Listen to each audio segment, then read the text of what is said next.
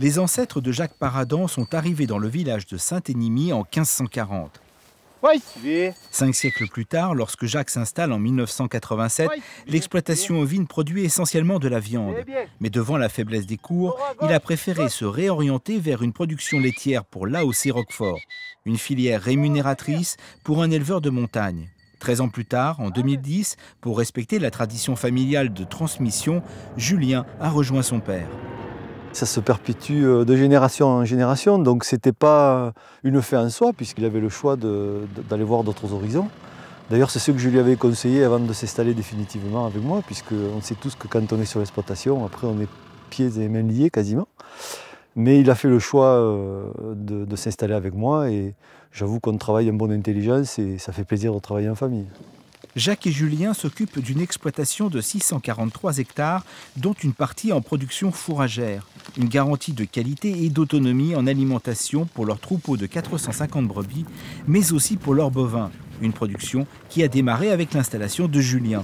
On a mis des vaches en plus des brebis pour diversifier. C'est vrai que moi j'ai toujours aimé les bovins. Donc ça fait une complémentarité pour le revenu et aussi pour le travail. Ça change un peu des brebis. Mais au-delà, cet élevage bovin permet de revaloriser les herbages de l'exploitation de façon naturelle. Une démarche qui s'inscrit dans la volonté des deux exploitants de préserver leur environnement situé en zone Natura 2000, une des plus riches de France et inscrite au patrimoine de l'UNESCO. Sans être un écologiste pur et dur, Jacques a voulu que son exploitation soit en phase avec ce cadre de vie privilégié. Il a par exemple posé des panneaux photovoltaïques sur les toits de la bergerie et installé un système de récupération des eaux pluviales pour limiter sa consommation d'eau potable, denrée rare au village. Aimer son pays, c'est aussi ne pas vouloir le compromettre, c'est-à-dire le mettre à mal, et c'est-à-dire participer au mieux à l'essor de l'exploitation tout en respectant aussi l'environnement. C'est-à-dire à la faune, à la flore, l'apollon notamment, qui est un papillon qui est très rare au niveau européen.